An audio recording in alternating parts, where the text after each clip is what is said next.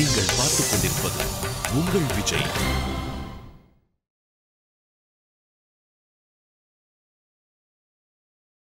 எட்டாவது அவதாரம் யத்வேனம் உத்பதகதம் த்விஜவாக்கிய வஜ்ர விப்ளஷ்ட பௌருஷபகம் நிறையே பதந்தம் தாத்வார்த்திதோ ஜகதி புத்திரபதஞ்ச லேபே. பிருத்துன்னு ஒரு மகாராஜா, வேனன் அப்படிங்கிறவனுடைய பிள்ளை. இதிலிருந்து அரசர்கள் இருக்க வேண்டிய முறையை பகவான் நமக்கு உரைக்கிறார். அந்த பிருத்துவே பகவத் அவதாரம். பிருத்திவின்னு பேரோ இல்லையோ, பூமிக்கு பிருத்திவி பிருத்திவின்னு சொல்கிறோம். பிருத்துவால் கறக்கப்பட்டபடியால் பிருத்திவி என்ன இவளுக்கு பேர். என்ன நடந்ததுன்னு சொல்கிறேன். வேனன்னு ஒரு மகாராஜா, ரொம்ப தீயவன்.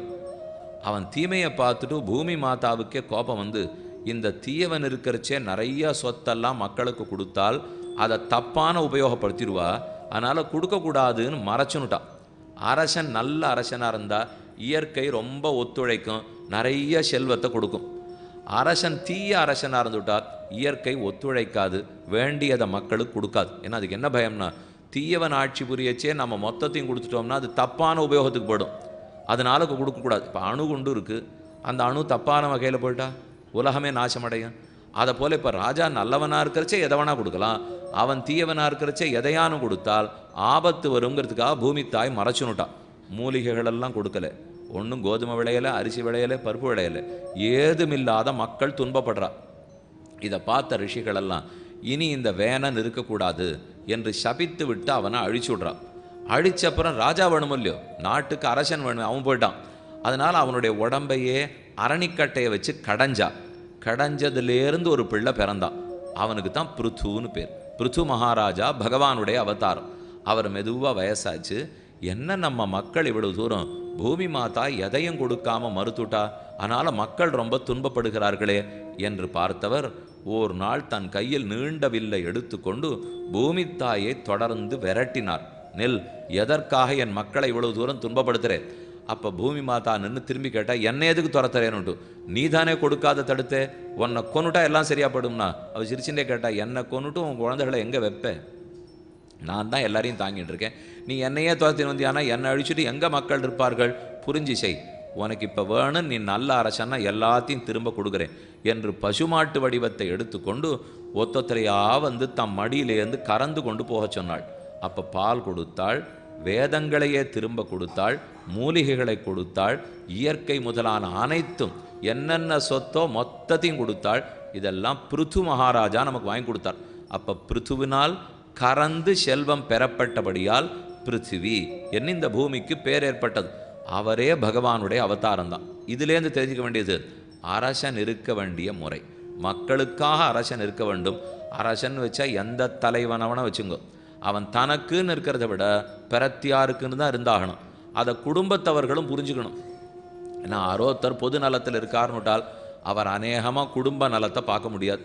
இதுக்கு தான் ஊர் பிள்ளையை ஊட்டி வளர்த்தா தம்பிள்ளை தானே வளருன்னு சொல்லுவாளோ இல்லையோ, அதுபோல் ஊர்க்காரர்களுக்கு நன்மை பண்ணிட்டு இருந்தோம்னா நம்ம குடும்பம் தானே நன்னா இருக்கும். பெருமான் அப்படி விட்டுடவே மாட்டார். யாரெல்லாம் தங்கள் குடும்பத்தை நாங்களே பார்க்கணும்னு நினைக்கிறோமோ, கூறத்தாழ்வான்னு ஒரு ஆச்சாரியர் இருந்தார். அவர் ரொம்ப வேடிக்கையாக சொன்னார், என் காலத்துக்கு அப்புறம் என் குடும்பம் என்ன ஆகுமோன்னு ரொம்ப கவலைப்படுறேன்னார். அவர் விடாமல் புலம்பினார். நேற்றுக்கு புலம்பினார், இன்னைக்கு புலம்பினார், நாளைக்கு புலம்பினார். திடீர்னு ஒரு நண்பன் அவரை பார்த்தான், ஏது அழுக ரொம்ப அதிகமாக இருக்குது. ஆமாம்மா, நான் எவ்வளோ பாதுகாத்துன்னு வந்திருக்கேன் என் குடும்பத்தை, எனக்கு அப்புறம் குடும்பம் என்ன ஆகுமோ? அவர் பதில் சொன்னார், இன்னும் நன்னா இருக்கும்னார். இப்போ எப்படி இருக்கோ இதை விட நாளைக்கு நீ போனப்புறம் குடும்பம் நன்னா இருக்கும். பல இடத்துல அந்த புருஷன் இருக்கிற வரைக்கும் குடும்பம் அப்படியே தத்தளிச்சுட்டே இருக்கும். 2-3 குழந்தைகள் இருந்திருப்பா, எப்போவோ அப்பா அம்மா எல்லாரும் வச்சு சிரமப்பட்டு வளர்த்துட்டுருப்பா. அவர் என்னமோ திடீர்னு புறப்பட்டு போடுவார், காணாப்படுவார், இல்லைன்னா அவர் போகவே போடுவார். போன பிற்பாடு நிஜமாக அந்த குடும்பம் தெளிஞ்சு போடும். எல்லாம் ஒழுங்காக இருக்கும், பிள்ளை நன்னா படிச்சிடும், பொண்ணு நன்னா கல்யாணம் ஆகிடும், எல்லாமே நன்னா இருக்கும். நமக்கு தோணும் அவர் இருக்கிற வரைக்கும் பாடாப்பட்டா, அவர் கிளம்பி போனப்புறம் ஒழுங்காக இருக்காளேனால் எப்பவும் இருக்கிறச்சேவும் பகவான் தான் ரட்சித்தார், போன பிற்பாடும் பகவான் தான் ரட்சிக்க போகிறார். நாம் நினச்சிட்டு இருக்கிறது என்னமோ மொத்தத்தையும் நாம சாதிச்சிட போகிறோம்ட்டு. அப்படி அல்ல, அவரே தான் ரட்சிக்க போகிறார். இங்கே தெரிஞ்சின்றது. அப்போ பிருத்து மகாராஜா அரசன். அரசன் எப்படி இருக்க வேணும்? மக்களுக்கு நன்மை செய்பவனாய், தன்னை பற்றி கவலைப்படாதவனாய், தர்மத்தை நிலைநிறுத்துபவனாக இருக்கணும். இருந்தால்தான் பூமியினிடத்திலேருந்து மொத்த செல்வமும் நமக்கு கிடைக்கும். அரசன் ஒழுங்காக இருக்கலைன்னால் மழை ஒழுங்காக பெய்யாது, இயற்கை வளம் கிடைக்காது, பூமி நன்னா செழிப்பாக இருக்காது. எத்தனையோ பஞ்சம் பட்டினி பஞ்சங்கள்லாம் ஏற்படும். இதெல்லாம் ஏற்படுறதுன்னா அரசன் சரியில்லைன்னு அர்த்தம். ராஜான்னா பகவானுக்கு பிரதிநிதி. ஒரு அரசன் தன்னை என்ன நினச்சிக்கணும்னால் இந்த சொத்தை பெருமாள் என்ன ஜாக்கிரதையாக பாதுகாக்கிறதுக்கு கொடுத்துருக்கார். அதை நன்னா பார்த்துட்டு கிளம்பி போகிறச்சே திரும்ப அவர்கிட்ட கொடுத்துட்டு போகணும். இந்த எண்ணத்தோடு அரசர்கள் ஆகணும். அதில் சில சமயம் என்ன தப்பாயிடுதுன்னா இது என் சொத்துன்னு நினச்சுன்னுடுறான். அது இவா சொத்து இல்லை, சொத்து பகவான்து.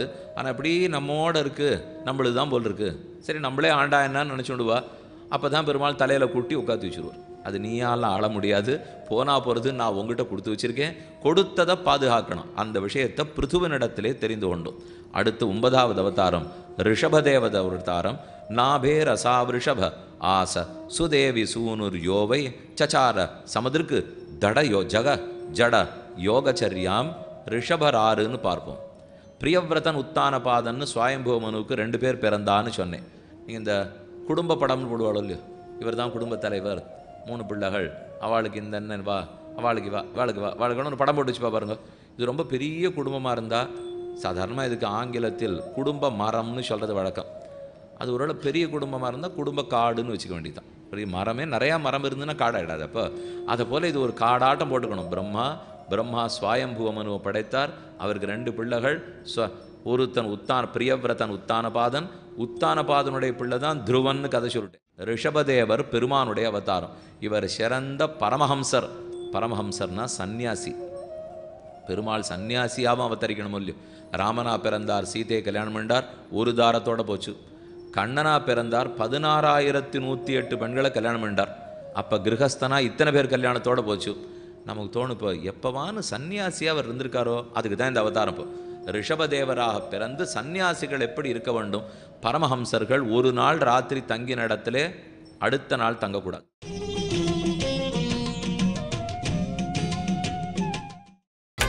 நீங்கள் பார்த்துக் கொண்டிருப்பது உங்கள் விஜய். கிராமீகராத்திரம்னு சொல்லுவா. இன்னைக்கு ஒரு நாள் தங்கினா 2ஆம் நாள் அந்த கிராமத்தில் தங்கினா கிராமத்தவாளோட ஒரு தொடர்பு ஏற்படும். 4 பேர் வருவா, இவங்களுக்கு கொஞ்சம் ஆசீர்வாதம் பண்ணுங்க, அக்ஷதை போடுங்கன்னுவா. இவருக்கு உடனே சரி நம்ம காலையும் யாரோ 4 பேர் விடுறா அப்படின்னு நினச்சி அக்ஷதை போடுவார். இவர் போட்ட வேளை அவளுக்கு ஏதாவது உடம்பு சரியாக போயிடும். போய் சொல்லி இன்னும் 4 பேரை கொண்டு வருவா. கடைசியில் இவர் குடும்பஸ்தராயிடுவார். இவர் சன்னியாசியாக இருந்து ஆரம்பித்தாரோ இல்லையோ, இவர் ஒழுங்காக அந்தந்த ஊரை கிளப்பின்னு போயிட்டு இருந்தாருன்னா ஒழுங்காக இருந்திருப்பார். நீங்கள் இப்போ எங்கள் தாப்பனார் சொல்லுவார், 6:30க்கு உபன்யாசம்னா 6:28க்கு மண்டபத்துக்கு போ, 8:30க்கு முடிஞ்சு போச்சுன்னா 8:32க்கு மண்டபத்துலேருந்து கிளம்பிடு. அங்கே இருக்கிற யார்கிட்டையான்னு ஏதானு பேசினியான்னா உனக்கு ஆபத்து அவளுக்கு ஆபத்துன்னு வரும். 2 பேரோடையும் பேசாதே, யாரோ வந்துட்டு போகிறா, நீ சொல்கிற விஷயத்துக்கு தான் வரப்போகிறாளே தவிர உனக்காகவும் ஒத்துரும் வரல. அங்கே உட்காண்டு இருக்கிறவளுக்கு நீ போகாதே. 2 பேருக்கு ஒரே ஒரு தொடர்பு தான் இருக்கணும். பகவத் விஷயத்தை சொல்லணும், பகவத் விஷயத்தை கேட்டுக்கணும். இதுக்கு மேலே ஏதானு சம்பந்தம் 2 கேள்வி கேட்க போனால் உங்கள் வீட்டில் யார் இருக்கா, என் வீட்டில் யார் இருக்கான்னு ஏதானு போகணும்னு வச்சுங்க, தேவையில்லை. உங்களுக்கு எதுக்கு அது? இப்போ என்னை பற்றி உங்களுக்கும் தேவையில்லை, உங்களை பற்றி எனக்கும் தேவையில்லை. அவரவர்களுக்கு தேவை கண்ணனை பற்றி. அப்போ அதை பற்றி கேட்கறதுக்கு தான் இங்கே வந்திருக்கோம். இதுதான் சந்நியாசத்தினுடைய அடிப்படை கொள்கை. இதுக்கு காஷாயம் உடுத்தின்ற சன்னியாசியாக இருக்கணுங்கிற தேவையே இல்லை. நன்னா வெள்ளை வேட்டி உடுத்தின்ற சன்னியாசியாகவே இருக்கலாம். காஷாயம் உடுத்தின்றும் சன்னியாசி இல்லாதவாளும் இருக்கா, வெள்ளை வேட்டியே உடுத்தின்று சன்னியாசியாட்டம் வாழ்க்கை வாழறவாளும் இருக்கா. 2 இருக்காளோ இல்லையோ. அந்த பரமஹம்சரான சன்னியாசி வாழ்க்கையை எடுத்துரைக்க வேண்டும். இன்னைக்கு ராத்திரி ஒரு இடத்துல இருந்தால் அவர் அடுத்த நாள் ராத்திரி இருக்க மாட்டாராம். ஒருத்தர் இடத்துல பிக்ஷை எடுத்து தான் சாப்பிடுவார். இப்போ நம்ம சம்பாதிச்சு சாப்பிட்றோம், ஆனால் உஞ்சவிருத்தி பண்ணி சாப்பிட்றதுன்னு கேள்விப்பட்டிருக்கீங்களோ இல்லையோ. அப்படி தாளம் வாசிட்டு வருவா, தலையிலெல்லாம் அப்படி தலைப்பாலாம் கட்டின்னு உஞ்சவிருத்தி பண்ணி கையில் அப்படி பித்தளை சொம்பு வச்சுட்டு அரிசி அவவா போட்டாள்னா 1 பெண்ணு 2 பெண்ணு 3 பெண்ணு போடுற அரிசி, அந்த அரிசியை வச்சுன்னு பண்ணிட்டு என்ன மோர் கிடைக்கிறதோ அதை குத்தின்னு சாப்பிட்டுண்டு ரொம்ப ஆச்சரியமான வாழ்க்கை. அவள் எவ்வளவு நேரம் ஒரு வீட்டு வாசலில் நிற்கணும். அந்த பெண்மணி சோறு போடுற அளவுக்குமானால் பசுமாட்டினுடைய மடியை பிடித்து இழுத்தால் இவ்வளவு சின்ன சொம்பு நிறைய பால் விழறதுக்கு எவ்வளவு நேரமாகுமோ அவ்வளவு நேரம்தான் ஒரு வீட்டு வாசலில் காத்துருப்பாளாம்.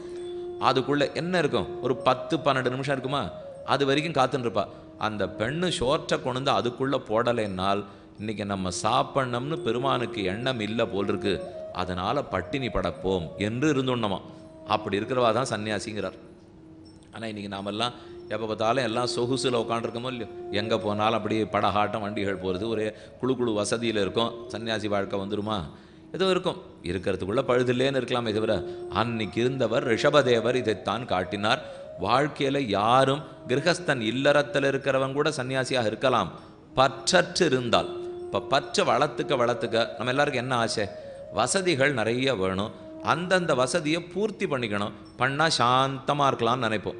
எனக்கு இந்த ஆசை, அந்த ஆசை, அந்த ஆசை, இது பூர்த்தியான அந்த ஆசை, இது பூர்த்தியான அந்த ஆசை, எத்தனை ஆசைகள் உண்டோ அதை பூர்த்தி பண்ணிவிட்டா சாந்தமாக இருக்கலாம், இதெல்லாம் நாம் நினைக்கிறது.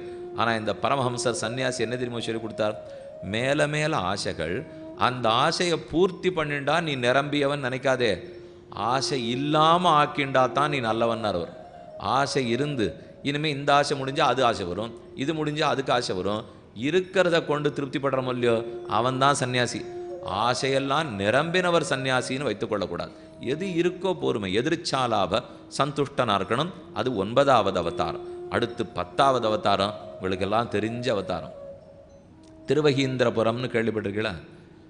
அதுக்கு நம்ம கடலூர் போகிறோமோ இல்லையோ, கடலூருக்கு ஒரு பக்கத்தில் திருக்கோவலூர், விழுப்புரம் திருக்கோவலூர், இன்னொரு பக்கம் கடற்கரை பக்கம் போனோம்னா திருவகீந்திரபுரம்.